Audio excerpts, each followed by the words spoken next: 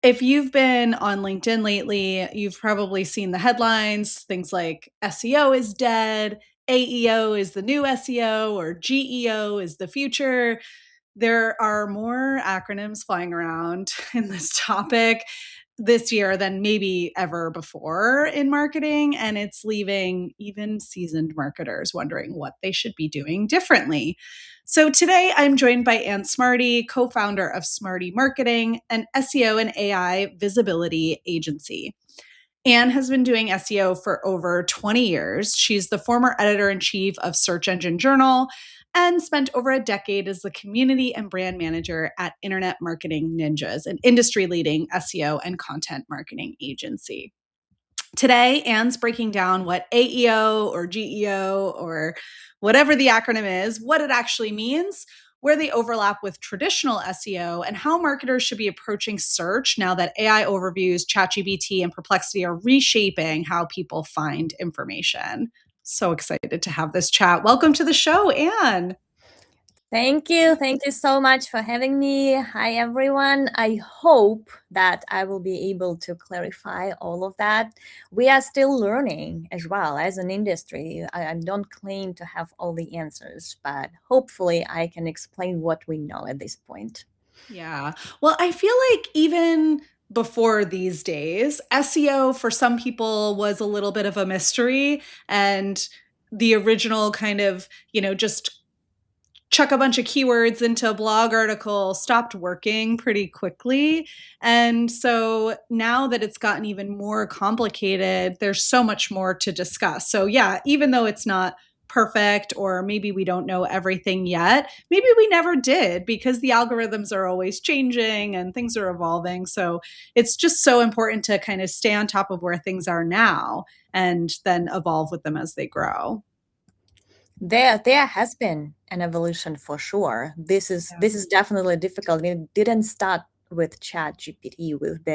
We've been going through changes for many years, more than 15 years at least, when the Google started becoming an answer engine itself.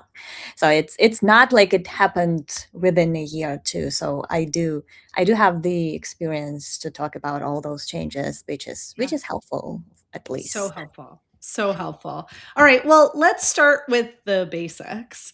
Can we demystify some of the acronyms around this topic? Everyone's talking about SEO versus AEO or GEO, and the alphabet is continuing to grow. Can you walk us through what these things really mean? What's answer engine optimization or generative engine optimization? And how are they actually different from traditional SEO? Sure. Well, I mean, there are a lot of things are still changing. I will talk about my own perspective, which I have the right to have because it's been a while. First of all, let's talk about SEO because it's so widely misunderstood.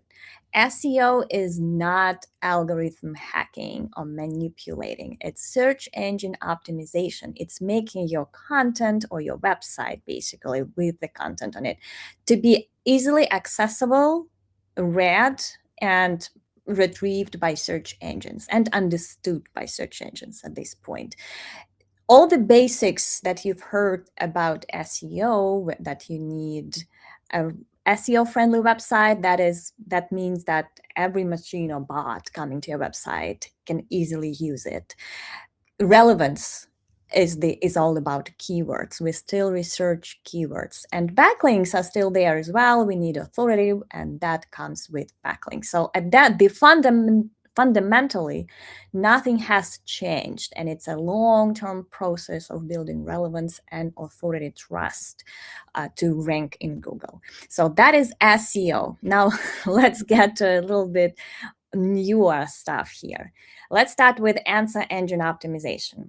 Those acronyms, by the way, are still not as confirmed, not as Mhm. official as we would like them to be. So I'll be talking about my perspective that is shared, but quite a few experts in the industry as well. So answer engine optimization, that is optimizing your website and your content for answers. We started talking about AEO, not so much with as an acronym, but as answer engine optimization ever since Google's featured snippets. Those were introduced in 2014, so not at all a new concept. At that Mm. point, we were optimizing for featured snippets and for people also ask, understanding why Google would pick some URL to give a quick answer that is a featured snippet. So all of that has been around for a while. The newish one is GEO, generative engine optimization. This refers to optimizing your business at this point, not just your website, for those AI generated answers. And there are a lot of levels there. And it's not as straightforward as answer engine optimization, because for generative engine optimization, you need to be positioned as an entity, as a brand inside the training data. And here, let me move a little bit back to explain how answers, those AI answers, are created, because this is very important for understanding what GEO is. So when someone asks a question or puts in a prompt inside, let's say, ChatGPT, the first step that ChatGPT will make is to go to its knowledge data, to its knowledge base, training data, we call it. And that is fundamental, because they either know the answer or they do not. Either you are part of that answer inside the training data or you are not. And that determines if you are in the answer. In many cases, ChatGPT will not even go further that step. It Mhm. confidently knows the answer already. Training data does not have any links or domains or URLs. That is important to remember, because it's not just about making your website known. It's about being in the training data as a brand. So let's say it doesn't think it knows the perfect answer. At that point, ChatGPT will search, just like people would do when they don't think they know the perfect answer. Mostly Google, but it is not confirmed. So it will search for queries that it thinks will give it the answer. It will search not for your prompt, but for something that it thinks will help it find the answer. At that point, you can be found if you rank in Google. You can be found during this process of searches, and you will become part of the answer as well. So there are two main levels in GEO. First is the training data. In many cases, the training data will determine what it will be searching. For example, you search for best shoes to go traveling, and it will search for long distance traveling shoes, comfortable shoes, all of that. But it already knows the brands and some publications that are likely going to give it the answers. So it will search depending on what it knows about the topic. So again, Mm. training data kind of plays a role here as well. So you can become part of the answer on the first step, when you are part of the training data, or during the second step when ChatGPT is actually exploring the topic just like any human being would. So there are Mm. two levels of GEO, and I like to say that AEO is actually step 2, when they search and you are optimized to give the answers. So AEO, in my understanding, is kind of part of GEO, if that makes sense. I don't know how Yeah. to explain it. No, that makes perfect sense. And the steps that you described that the LLMs are going through to provide the answer, it makes a lot of sense. If anybody's out there and has been using ChatGPT or Perplexity or whatever, you can now see it's thinking and then it's searching, and you can kind of like watch it go through the process if you're not getting an instant answer. And we've been talking about how the foundational principles of SEO are still valid. SEO is not dead, in my opinion, although I do want to hear what your perspective on that is. But if it is step 2 in the kind of LLM process, then it certainly plays a role.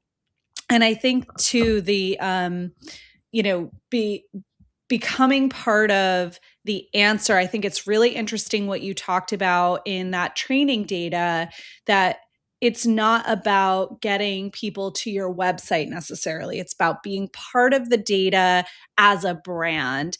And one of the things that has been popping up more and more frequently for us when we're, doing research on different brands and how they're showing up is that the training data isn't coming from their website, that's coming from maybe a description on a directory or some other place that is talking about the brand. And so, while SEO is about optimizing your website for search, a lot of this GEO is about optimizing how other people are talking about you also. Are you seeing that too? So to help a little bit to understand the whole concept, I Yeah. know I talked a lot to business owners and people who really cannot even capture the fundamental idea here. Imagine that ChatGPT is you, and someone asks you a question: what is the best restaurant in your area? And you, in most cases, if you go out enough, you already know the answer. You don't remember where you know it from. You maybe it's a Mhm. recommendation from a friend. Maybe it's you just passed by and saw and checked it in and you loved it and remembered it. You don't necessarily remember where the answer is coming from, but you already can give that answer to your friend. ChatGPT is pretty much like that. It may remember you from visiting your website or from coming across you when researching your competitors when you are in the Mhm. same directory or listicle. Or maybe it may remember you from Reddit or other social media channel where somehow it consumed that content in the training data. It's very similar to how the mind works. But the second step there would be, as a good friend, you would be, okay, I have the answer, but let me hear your preferences, because my answer is based on what I know, but I don't know enough what you like. And the friend would be like, I like pizza, but I like it New York style. And then at this point you don't have the answer anymore, and you Google, and Mm. that's how you give the answer. ChatGPT follows exactly the same steps. Sometimes it asks follow-up questions like give me you more data to be more helpful. Sometimes it just figures out that it doesn't know enough about the topic, so it will search. And at that point, you can be findable through actual SEO and rankings.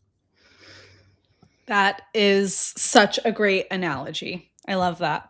Just you don't I do necessarily it almost remember. daily, to be honest. It's So many people perfect. ask that question. That's why I have the fine-tuned answer at this point. It's perfect. Yeah, it's very I get it, right? Like I don't necessarily know where I know the answer from. It's just in there. And if it's not, I need to figure But out how to the, find it. the nice thing is that in many cases, you know the answer because of good marketing, because you saw Mm. an ad, because you were served some content through search engine and you remember, because you were on maps and that business is well positioned. So in many cases, you know the answer because of someone did a good marketing. And being in the training data is pretty much the same concept. You need to be very consistent with your marketing efforts depending on what you're doing, and you will be well positioned in the training data, even though you're not in the huge business like that pizza at the corner of my house, which I know because of a great banner or something like that. So it is still marketing in the first step as well, just not SEO. It's more traditional marketing, however you build your visibility. I love that. It's if you're not doing marketing, you should be.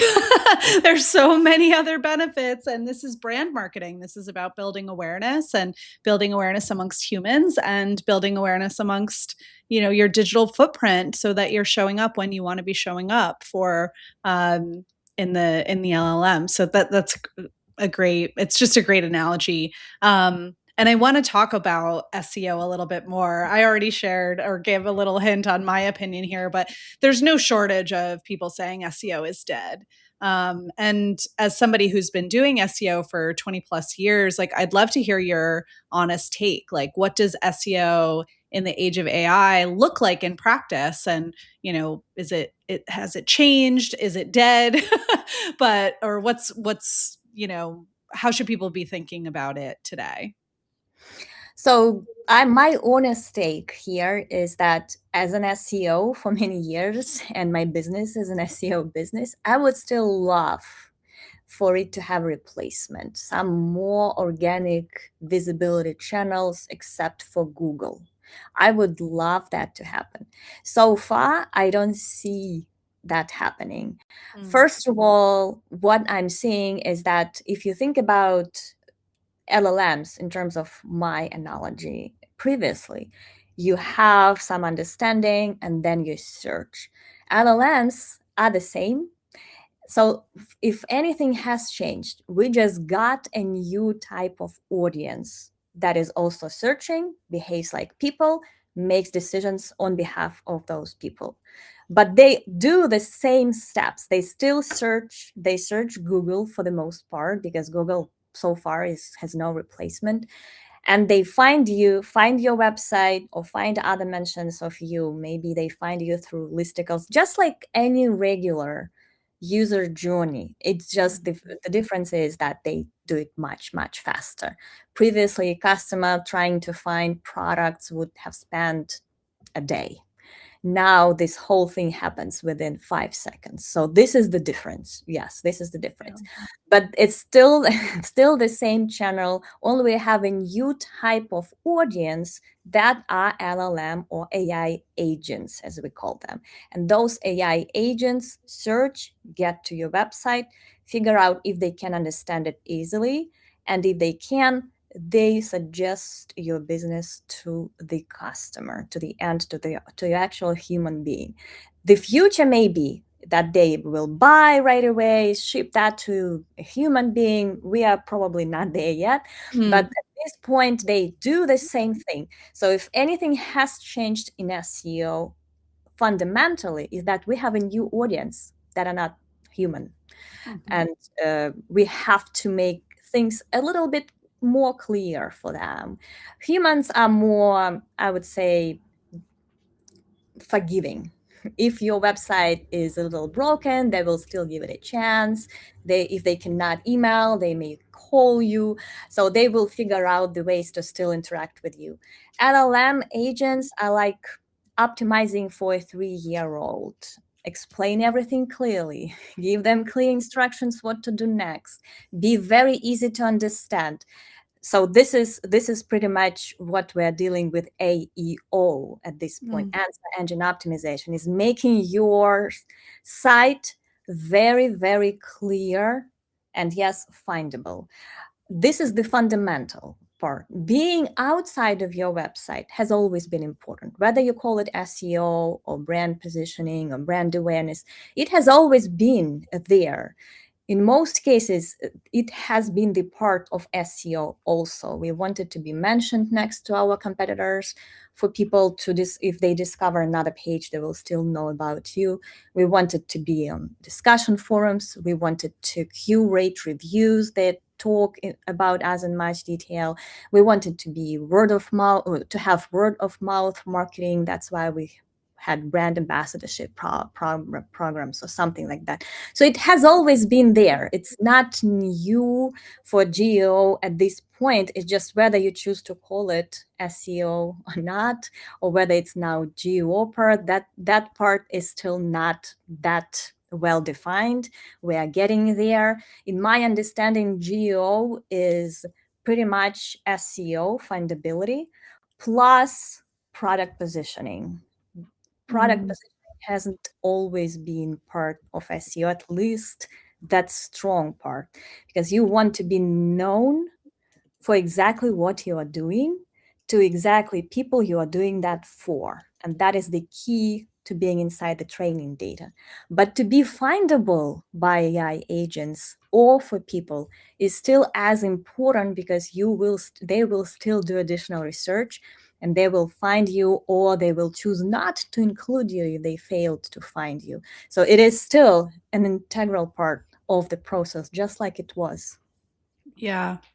And we're going to talk a little later about the different techniques for optimizing for search versus optimizing for answer engines, and kind of the tension that exists there. But you talked a little bit about like being like that AEO, and kind of showing up as the answer in even in Google, right? And the data that we're seeing is pretty crazy. That recent studies are showing that Google AI interviews, or AI overviews, my mistake, are driving organic like click-through rates down really significantly across the board, sometimes 30, 40, 50, 60%, and a majority of searches end without any click. And this is something that we started talking about maybe like a year ago, this concept of zero click search. What are you seeing happening with organic traffic, and how should we be thinking about that shift? Yes, thank you so much. Such a great question. I just shared a new research, I think that was from Datas, that is a SEMrush company, that claims that Google search, people search as much. They are not replacing search with LLMs. If they're using LLMs for different use cases, but not for searching, there's still a lot of search happening in Google. But what is disrupting the whole industry is not LLMs, is not ChatGPT, it's Google itself. It's that is the driving force for all that zero click marketing. And yes, we see the same thing depending on your business.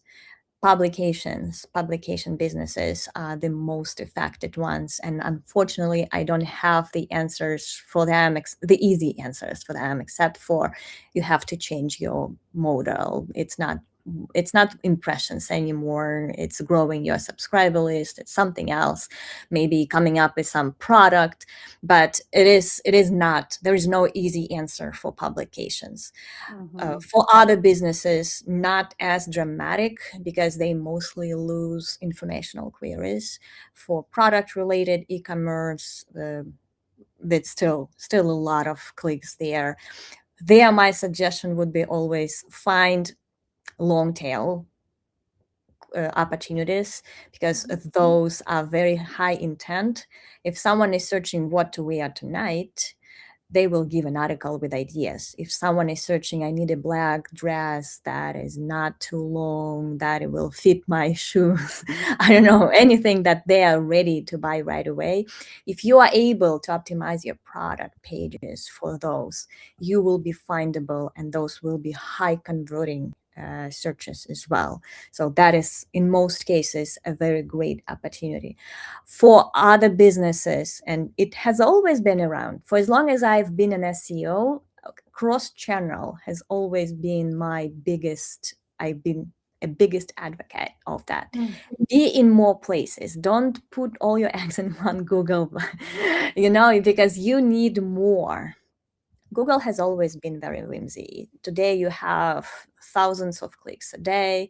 Next day you have zero. It has happened to many, many businesses. For us to have learned that lesson long time ago, grow your visibility elsewhere.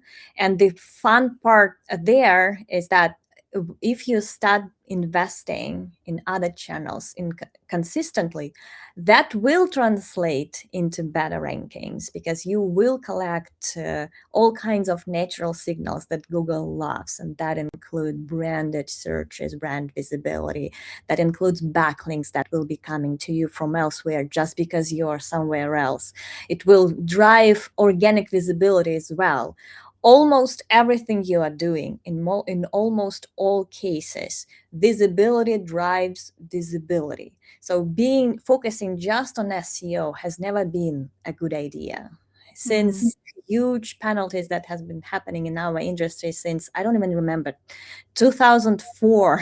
I guess was the first reminder that Google can switch like this and you don't have any traffic anymore, and they reverse penalize for something that was okay 4 years ago, even confirmed okay. They will reverse penalize you for that because suddenly it's not okay anymore. So it's been an issue for many years. What people are seeing right now is a natural extension of answer engines. We've been talking about that for many years since featured snippets. We did see the trend that Google wanted to satisfy their users, not necessarily by them clicking somewhere. They wanted to Mhm. give answers right away. The whole AI overviews concept definitely sped things up. The change has become obvious much faster than us talking about that change coming. So it's not new for sure. The remedies are different based on your unique business and business model, but cross channel has always been important because you want to develop some other channel instead of depending on just one, that is Google. Google has never been a very reliable source of business, to be honest. And while I'm an SEO and maybe not supposed to say that, but has I have always been very transparent about that if you rely on Google, you will ultimately lose because just one channel is never enough.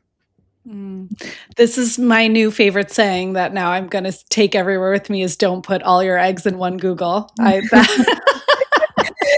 I, I I, love I that. I think I even have this slide somewhere in 2018 when talking about that at the conference. I had that slide with a funny picture of Google instead of a basket. It's so good, but it's so true that like the algorithms are constantly changing and we see massive dips in web traffic when there's a new critical update from Google and some companies do fine through those transitions and others like you said are sort of like retroactively penalized. I don't really know. Maybe Amazon was the only company that weathered through all Google's changes without much damage. I don't think we did a research. I don't remember when we did a study, or maybe I read it, that there is no single website that was ranking 20 years ago that it would be still ranking today. Yeah, yeah. It's great advice to basically be diversifying, and this goes across all marketing tactics, not just content, but making sure you have that visibility and are building credibility elsewhere because things are constantly changing in marketing in general. We try to take a tactic of, spending about 70% of your resources on things that are known to work. And then the rest of that 30% of the time be experimenting with new channels, new approaches, new ways of optimizing and test and see what works. Because what worked yesterday is not going to work tomorrow, and that's across any Yep. marketing One strategy. of one of the biggest things that happened before ChatGPT came around was helpful content. And Mm-hmm. that update had no guidelines, had no obvious criteria. So many bloggers and publications were erased for no reason. There was no recovery route, nothing. And at that point, I went to bloggers conference, food bloggers conference in Chicago, and met a lot of people. And most of them were saying the same thing. I had my Facebook group, so I was able to quickly switch to that channel and make it Mm. more active. Or suddenly I had a Pinterest page and it was doing okay, but when I lost my Google traffic, I was able to switch to that and make it just more active channel. So it's always the same answer, and many of them recovered. But imagine not being visible in Google for, let's say, 2 years. You have to have Mm-hmm. something else to rely on during those 2 years, while you understand or whether Google changes its mind or they change the algorithm or something happens that you are able to go back to search results.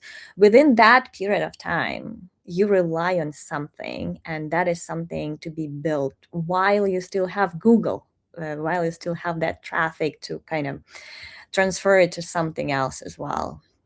Yeah, that's great advice, and that's going to help you too for from a GEO and AEO perspective, which I want to get into next. Is like, being how do you show up in that training data like we talked about, and these tactics are, I think, huge questions that marketers are asking today. So maybe we can kind of split them up and talk about them one by one, but thinking about from AEO from a tactical perspective, if a marketer wants their content surfaced in those answer engines and in AI overviews and featured snippets, what does that optimization look like in practice? And how do you, I guess, balance the tactics of AEO optimization? Sorry, answer engine optimization, not the double there. ATM machines. And how do you balance those kind of approaches and best practices with SEO best practices at the same time?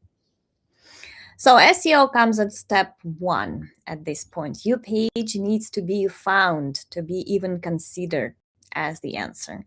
So SEO fundamentals, all those keyword researches, content creation, all of that is fundamental. Link building, everything that you've been doing before is still fundamental to step one. When LLMs are searching, you have to be found.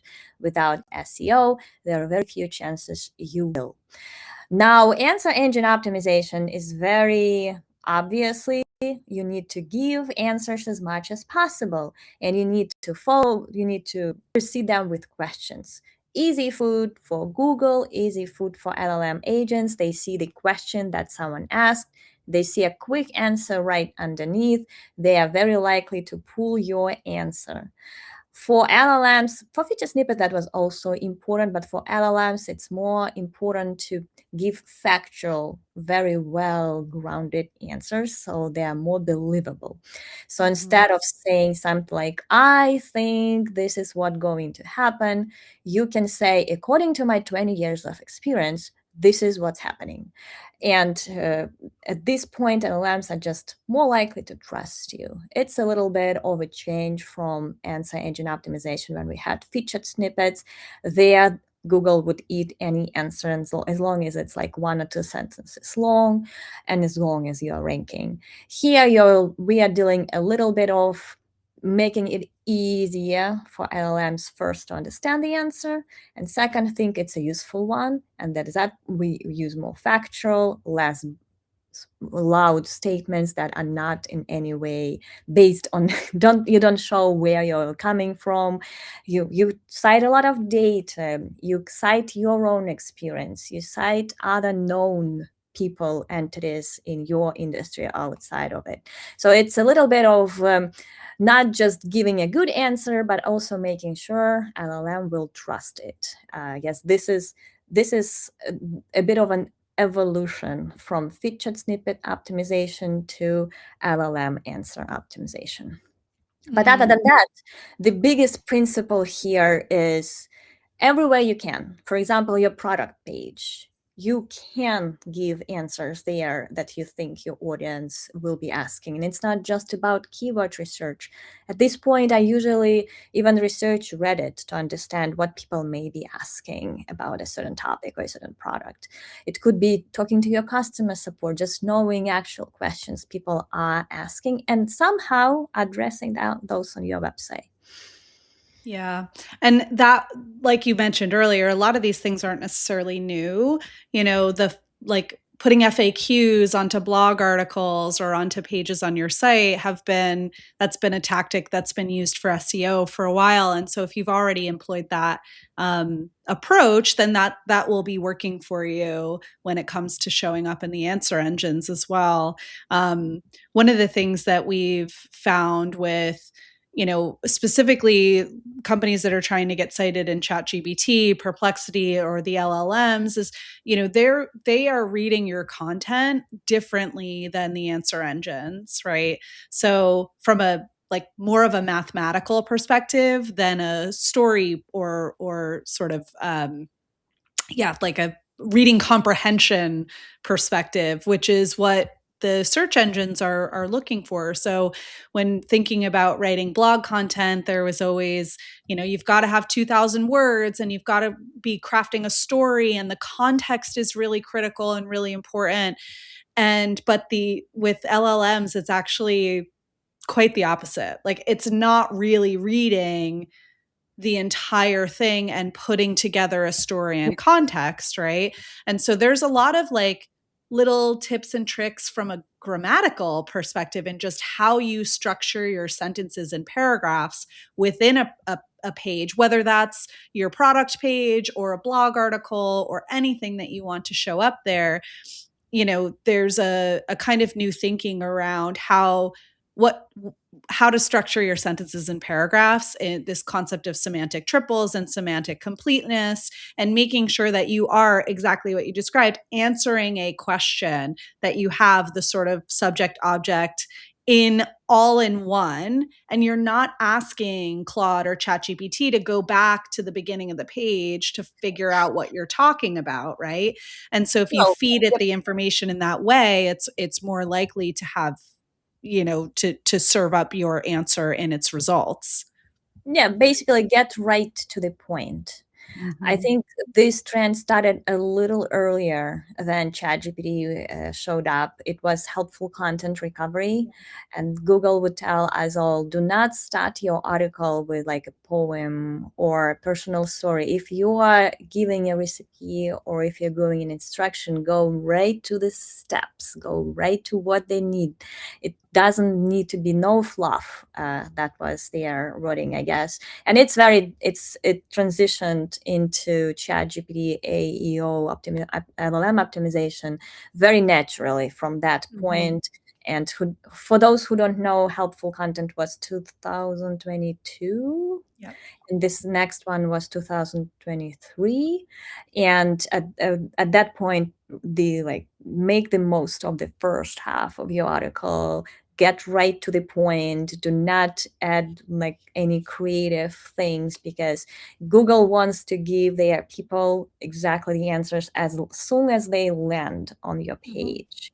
So LLMs are very similar to that concept. It's just maybe they need a little bit more help there, even shorter sentences, no Yeah. passive voice, no huge descriptive adjectives or metaphors or anything that you feel like including there.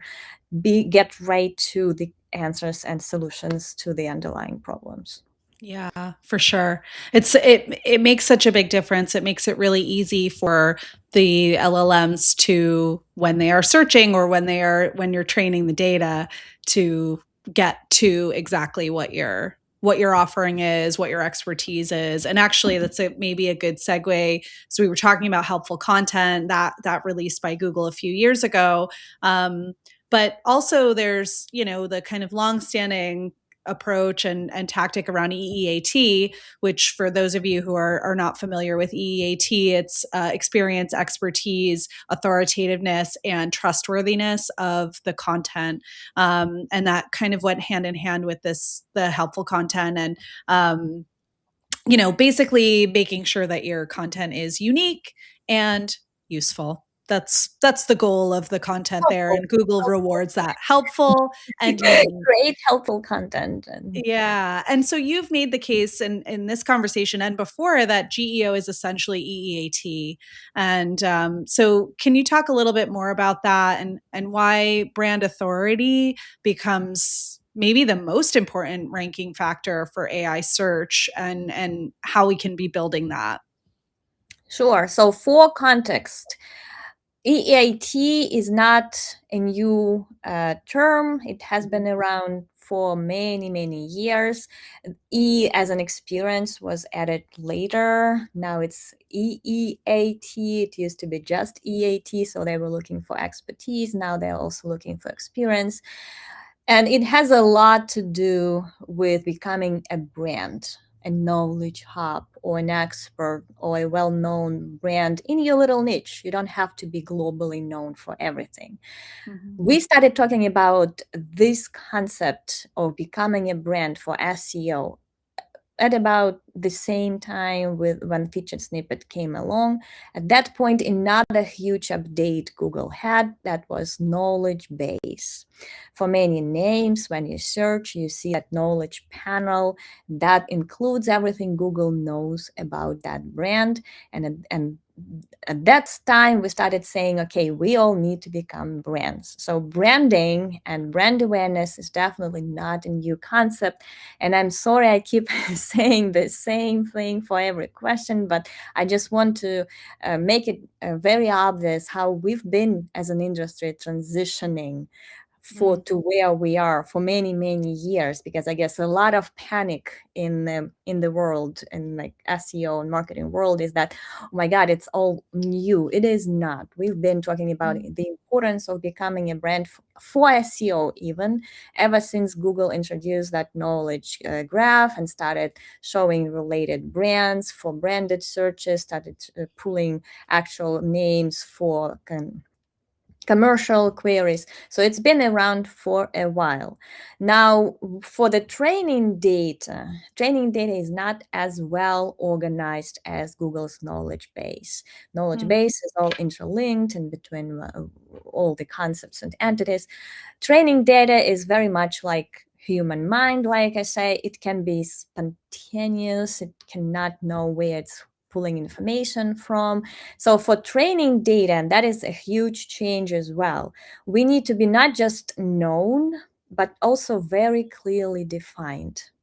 And here I always tell about my personal brand that is struggling being surfaced in LLMs, because I really have never had a specialty in the industry.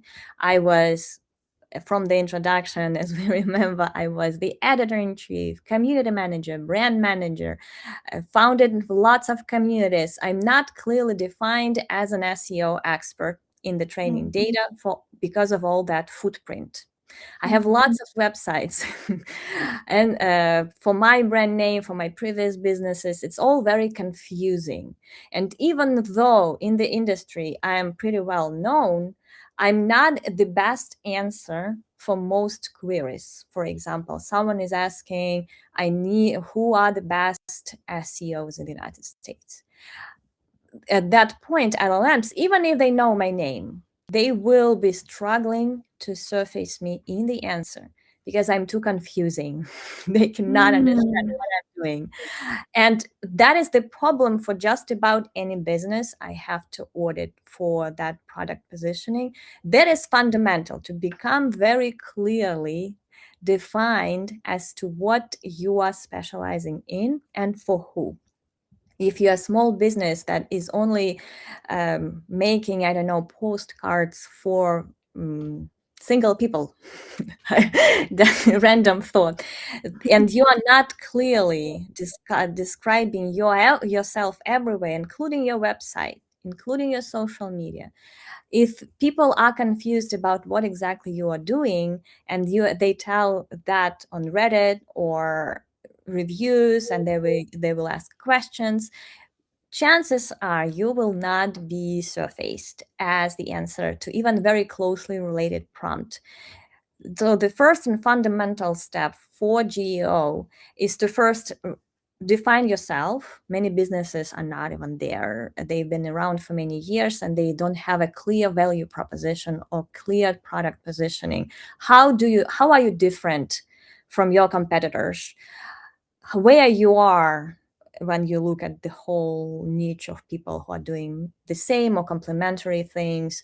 You need to first define that very clearly yourself with your team, and then make sure that all the digital findable digital footprint tells the same thing, the same story of what you're doing and for who, and there the trust signals would be also important for how long. Those are next steps. So the first is defining yourself, then being known for that particular thing, and then also building trust. All these three components is ensure that you are strongly positioned in the training data. Again, if you use the analogy of your mind, pretty much the same thing. You can know the brand, but you will not recommend it because it's not trustworthy enough, or you've heard something bad about it. Reddit footprint is usually a huge signal for not including a brand in the answer, because training data may know about the business, but then they do some searches. Everyone is calling them a scam. And LLM will be like, okay, I will not recommend this. It's a very not good option, looks like. So all these three components are important. Yes, those are exactly EEAT. They are also exactly about being known. But before LLMs, we really took any brand awareness, whether it's very relevant or not, we would be yes. There is no bad press, right? Now the transition to LLMs, if you want to be just to be known, is not enough. You also need to be very clearly defined everywhere where they can search. Google Maps, Reddit, any online discussions, anything that you see in Google, not just on the first page for your brand name, but everywhere, can be findable and define if you are part of the answer. That's like such great advice. And it doesn't necessarily come down to like a specific like content optimization tactic. It's bigger. And I think not being known for everything and being known for something is it's just such great marketing advice. I think that like good brand positioning is very simple. It's differentiated and it's easy for people to understand. And when I say people, I also mean the robots, right? We have to make it easy for the robots to understand so that it can recommend you. And maybe I think brand is often forgotten or deprioritized because when we think about brand, a lot of people go to, you know, pretty colors and nice fonts and that's not what brand is. That's the visual identity is a part of who you are as a brand, but being able to differentiate and to own a specific area of expertise and develop credibility around why are you uniquely qualified to solve a very clear problem or answer a very clear question. If you can really focus as a whole, like you said, not just on those channels, don't put all of your eggs in one Google. I swear I'm never going to stop saying that. Then all of a sudden, you know, you've built a brand that is like makes it easy for, you know, ChatGPT to recommend you. It's incredible advice. I love it. I think you know, some people out there might be feeling like, hey, that sounds like hard work, and it can be, but it's like focusing Also, on the right areas. and one thing that people forget about brand, well, I know why it's so difficult to Yeah, invest in branding is because how do you measure that, right? It's showing ROI and selling it to your executives or your exactly. clients is not easy. But if you think about branding, it's not just being in it comes with so many other benefits. If people recognize you, they will more likely buy from you from even ads. If it's a new brand I'm not familiar with, I would Google it. If I know the brand, I will impulse shop, and I don't think I'm alone here. And it's word of mouth marketing that comes with branding. Those recommendations, the best kinds of clients are those that come from recommendations on forums, from friends. All of that is achieved by branding. It's not just needed just for LLM visibility, even though it's now not a choice there. We have to be well positioned as brands there. But it also, if you think about that, there are so many other benefits of the journey that you will give you so many other channels that will just create itself themselves if you invest in good branding. Yeah, absolutely. Can you walked through a little bit of, your own brand, right? And how all of the press maybe creates some confusion. Can you talk about maybe a client you've worked with in your business or a brand that's showing up on the LLMs when their customers are searching? What was it like at the start? What did you do to kind of get them to show up, and what are those results that you're looking for? That is still a good question, because I really at this point don't have that many answers. Unfortunately, evaluating the success of a GEO strategy is tricky, to say at least. We don't have much insight into what Mhm. people are doing inside their chat GPT or whatever dashboards, what they're asking. Even the answers are in most cases so personalized that we really don't know why people are like why people see recommendations of the business. So one thing that I can say is that we really start tracking branded search a lot at this Mm, point. And this is probably the only signal that we are doing anything right. We really don't know why people are searching for our brands, because they like, unless you survey them, you wouldn't know. But if you see a very organic, healthy growth of branded search impressions and branded search clicks, then this is the first signal you have been doing well in LLMs, because LLMs do not necessarily link to brands. In most cases, it will be just the name of the brand they would recommend. So mhm, it is tricky to actually show the success of a geo strategy. First of all, it takes a lot of time. Building a brand is not something you can do within even 6 months. Secondly, for training data, let's not forget there are many LLMs and they all operate differently. ChatGPT would update their training data once in 6 months. So you can be optimizing, but nothing is going to change inside the training data until they update it.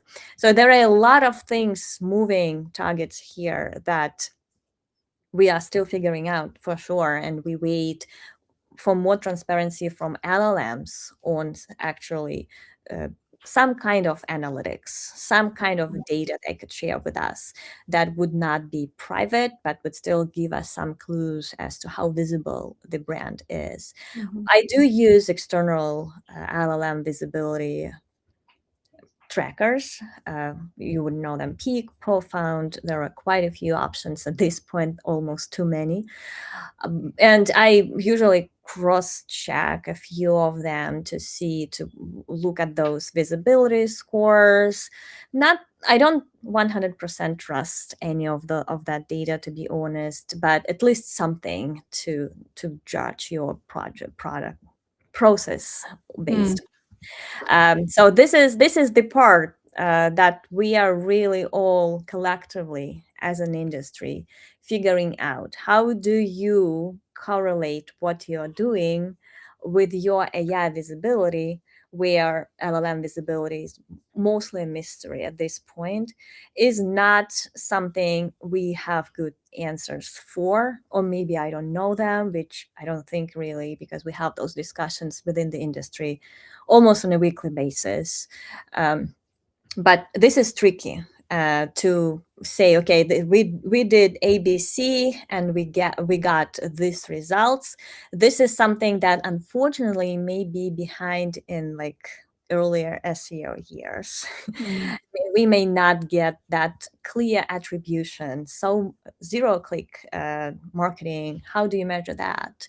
It's also still no attribution. Without clicks, there is no clear attribution, and we have been losing that metric for a while with fewer clicks and zero click discovery channels. It's very hard to attribute what you're doing to the result. mhm.